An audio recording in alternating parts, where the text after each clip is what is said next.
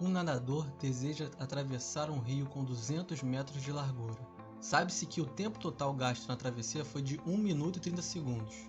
No momento da travessia, a velocidade do rio era de 12 metros por segundo e a do nadador 9 metros por segundo, mantida constante até o final do percurso. Determine a velocidade do nadador em relação à margem do rio. Para resolver esse problema, vamos tentar imaginar o que está acontecendo ali no local. Então temos um rio e um nadador sai de uma margem até a outra. Então está aqui o nosso nadador, sai de uma margem até a outra. Com velocidade, vou botar Vn de 9 metros por segundo. Já o rio, a correnteza do rio ali, tem uma velocidade VR, velocidade do rio, de 12 metros por segundo. Colocando um observador na margem do rio, o que ele vai observar? Ele vai ver que o nadador ele não vai estar em linha reta. Por causa da correnteza do rio, o nadador sai de um ponto e chega em um ponto diferente do ponto desejado a ele. Por que acontece isso? Porque existiu ali a correnteza do rio.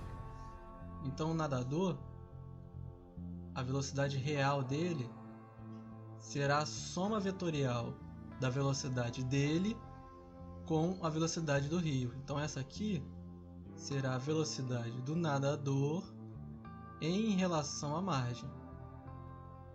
Então aqui é uma soma vetorial. Fechando aqui, temos um triângulo retângulo com ângulo de 90. Então resolvendo isso, esse vetor aqui é o vetor que eu quero, que é justamente a hipotenusa. Então a velocidade do nadador em relação à margem ao quadrado é igual à velocidade do nadador ao quadrado mais a velocidade do rio ao quadrado. Então a velocidade do nadador em relação à margem será igual a raiz quadrada da velocidade do nadador ao quadrado mais a velocidade do rio ao quadrado. Substituindo, então a velocidade do nadador em relação à margem é a raiz quadrada. Velocidade do nadador 9 metros por segundo mais a velocidade do rio 12 metros por segundo.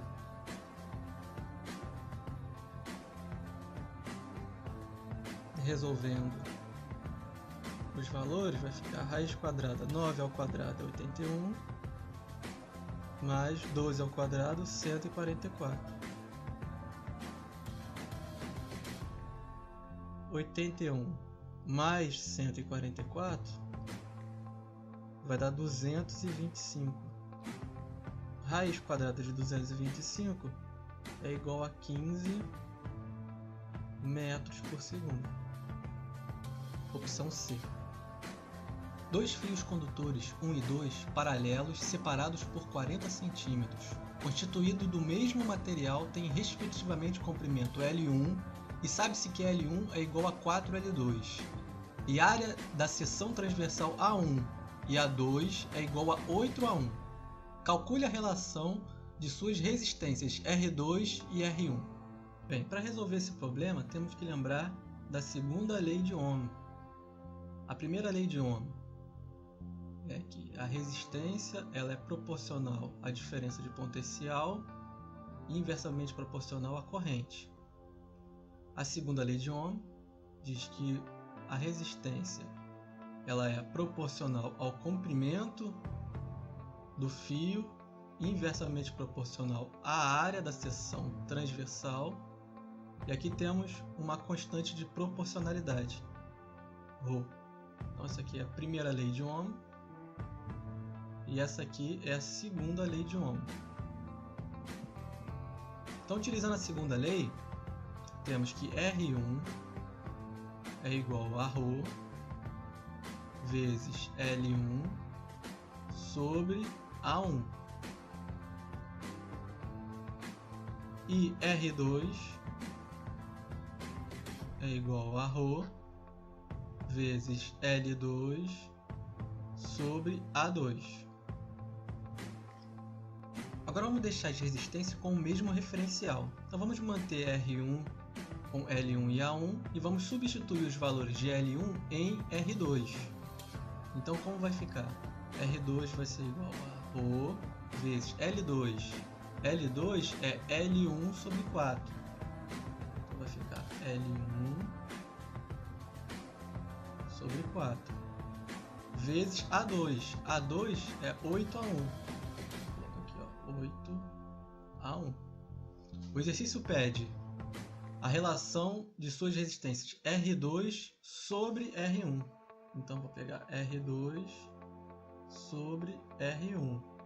Isso seria igual a R2 ρ vezes L1 sobre 4 vezes 8, 32. 32 a 1. Isso dividido por R1. R1 é ρ L1 sobre A1. Então, uma divisão de frações, eu permaneço com a primeira, ρ L1 sobre 32 a 1, e multiplico pelo inverso da segunda, A1 sobre ρ L1. Então aqui eu posso simplificar. Ó, ρ e L1 com ρ e L1. A1 com A1. Então finalizando, R2 sobre R1 será igual a 1 sobre 32. Resposta B. Acredita-se que Arquimedes descobriu o empuxo. Quando um corpo está imerso na água, o mesmo se torna mais leve devido a uma força vertical e orientada para cima, a qual é exercida pelo líquido sobre o corpo. Determine o empuxo que uma esfera de alumínio de raio igual a 2 cm sofre ao ser completamente imersa em um recipiente cujo volume é 50 cm3, contendo 40 cm3 de mercúrio. Considere a densidade do mercúrio igual a 13,6 gramas por centímetro cúbico e a do alumínio é 2,7 gramas por centímetros cúbicos. Determine o empuxo que o líquido exerce sobre o corpo. Para isso, considere a aceleração da gravidade igual a 9,81 metros por segundo ao quadrado e π igual a 3,14. Então, nesse exercício, temos um recipiente de 50 centímetros cúbicos e dentro dele temos 40 centímetros cúbicos de mercúrio. Foi colocado ali dentro, imerso, uma esfera de raio 2 centímetros, de raio de 2 centímetros, uma esfera de alumínio, e ali foi pedido o empuxo que o líquido exerce sobre essa esfera. Lembrando da forma de empuxo, empuxo é igual à densidade do líquido multiplicado pelo volume deslocado pelo objeto ali, multiplicado pela gravidade. O detalhe aqui é que o objeto está totalmente imerso, então o volume deslocado será igual o volume do corpo, que no nosso caso é uma esfera. Como é que se calcula o volume de uma esfera? A formulazinha do volume de esfera é 4/3 de πr ao cubo.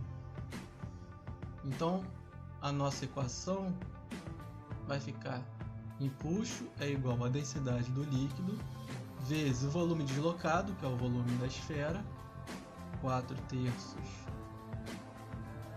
de πr ao cubo, vezes a gravidade. Então essa aqui é a nossa equação do exercício. Outro detalhe importante em relação às unidades. A resposta está em Newton, que é a unidade de força. Relembrando lá da segunda lei de Newton, a força resultante é igual a massa vezes a aceleração. No sistema internacional, a força está em Newton, a massa em quilogramas e a aceleração em metros por segundo ao quadrado. Então a unidade Newton é igual a quilograma multiplicada por metros sobre segundo ao quadrado. Então na unidade que nós teremos que utilizar para calcular o empuxo, como o empuxo está em Newton, a densidade terá que estar em quilogramas por metro cúbico e a gravidade em metros por segundo. A gravidade ele já deu em metros por segundo ao quadrado. Agora temos que transformar a densidade para quilograma por metro cúbico e o raio, que está em centímetros, teremos que passar para metros. Então, relembrando como que faz essa conversão. Ó, metros, decímetro, centímetro. Então, 2 centímetros, a vírgula está aqui, ó, atrás do 2. Então ela vem para cá para centímetros, com a vírgula aqui atrás do 2. Eu tenho que transformar para metros, então a vírgula vai passar para metros. Aqui. E eu completo as outras casas com 0. Lembrando que cada casa tem que ter um número apenas, porque é uma dimensão. Se fosse 2 dimensões, seriam 2 números por casa. Então 2 centímetros é igual a 0,02 metros. Tá? Então já transformamos já o nosso raio para metros. Agora vamos transformar a densidade. A densidade ali que nós vamos utilizar é a densidade do líquido. Então a densidade do mercúrio. Então a densidade do líquido ali é igual a 13,6 gramas por centímetro cúbico. Então, gramas para quilograma é só dividir por 1000. Então, em cima, na parte do numerador, vai ficar 13,6 dividir por 1000 é a mesma coisa que multiplicar por 10 a menos 3. Isso aqui já vai estar em quê? Em quilogramas. Agora, no denominador, de passar para centímetro cúbico para metro cúbico, é bem parecido com o que nós já fizemos. Então, ó, metro cúbico, decímetro cúbico, centímetro cúbico. Então embaixo tem, como não tem nenhum número, quer dizer que tem um 1 aqui. Então tem 1 centímetro cúbico, a vírgula está aqui. Lembrando que cada casa tem que ter 3 números. Então vai ficar 0, 0, aqui 0, 0, 0 e aqui 0. Então a vírgula que estava em centímetro cúbico vem para metro cúbico.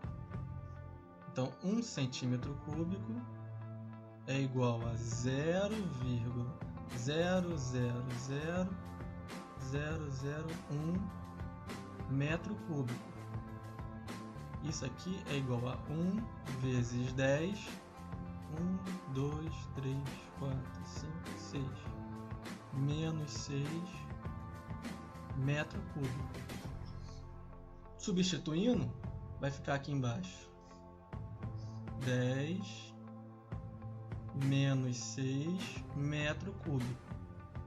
Vamos passar esse 10 a menos 6 para o numerador.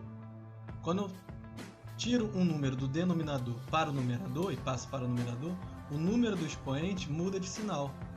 Então isso aqui vai ficar 13,6 vezes 10 a menos 3 vezes 10 a mais 6 quilogramas por metro cúbico. Resolvendo aqui, vai ficar 13,6 multiplicação de mesma base. Permaneço com a base e somo os expoentes. Menos 3 mais 6 vai dar 3 quilograma por metro cúbico. Beleza, já temos tudo na mesma unidade. Agora vamos substituir no valor do empuxo. Então o empuxo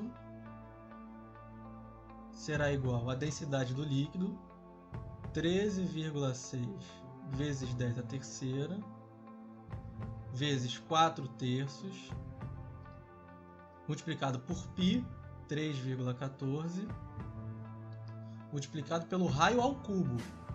Então vai ficar 0,02 ao cubo, multiplicado pela gravidade, 9,8. Então, resolvendo essa equação aqui, primeiro começando pela potência, o empuxo será igual a 4,46 newtons. Resposta letra A. Um ciclista deseja ir à Aparecida do Norte, localizada no Vale do Paraíba, no eixo Rio de Janeiro-São Paulo. Ele parte do Rio de Janeiro em sua bicicleta, mantendo uma velocidade constante de 10 metros por segundo. No mesmo instante que o ciclista percorreu 180 km, um motociclista parte do Rio de Janeiro com destino à Aparecida do Norte, sendo a velocidade do motociclista constante de 72 km por hora. Após quanto tempo o motociclista alcançará o ciclista? Bem, uma questão bem simples, mas que deverá ser tomado alguns cuidados. O primeiro é quantas unidades. A velocidade do ciclista está em metros por segundo. Já a velocidade da motocicleta, do motociclista, está em quilômetros por hora.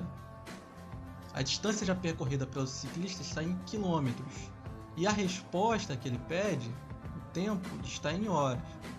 Então, vamos colocar todas as unidades em metros por segundo e no final transformar o tempo achado em segundos para a hora, ou vamos transformar todas as unidades já em quilômetros por hora, que é o tempo da resposta já será dado em horas. Então vamos fazer essa segunda opção, transformar tudo para quilômetros por hora. Lembrando que ele diz que tanto o ciclista como o motociclista estão em velocidade constante. Velocidade constante nos remete ao movimento retilíneo uniforme, cuja função horária é S é igual a S0 mais VT.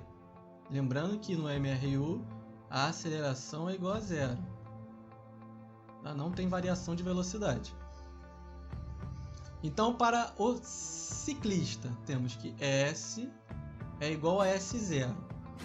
O ciclista já está com uma vantagem de 180 km em relação ao motociclista. Então, ele já parte com essa vantagem. Então, o espaço inicial dele, vamos colocar 180 km, que é da onde ele já parte já à frente do motociclista. Mas a velocidade dele temos que passar, transformar ela para quilômetros por hora. Lembrando, metros por segundo, quilômetros por hora. Para você passar de metros por segundo para quilômetros por hora, teremos que multiplicar por 3,6. E de quilômetros por hora para metros por segundo, temos que dividir por 3,6. No nosso caso aqui é de metros por segundo para quilômetros por hora. Era 10 metros por segundo, então 10 vezes 3,6 vai dar 36. Então 36 km por hora vezes t. Esse é do ciclista. Então é do ciclista, vou botar um C aqui. Do motociclista, ele vai partir do zero, lá do Rio de Janeiro. Então S0 é 0. Mais a velocidade dele, 72, já está em km por hora, vezes o t. Só que eles vão se encontrar. Ele quer saber em quanto tempo o motociclista alcançará o ciclista. Então a distância aqui, já que eles vão se encontrar, vão ser a mesma. Então S do ciclista, o espaço do ciclista vai ser igual ao espaço do motociclista. Igualando as duas equações, temos que 180 mais 36t é igual a 72t. Vamos passar o 36 para o outro lado, vai ficar 180 é igual a 72t menos 36t. Então, 180 é igual a 36t. Então, passando o 36 dividido, vai ficar 180 dividido por 36 será igual a T. Então T será igual a 5 horas, que é a opção C.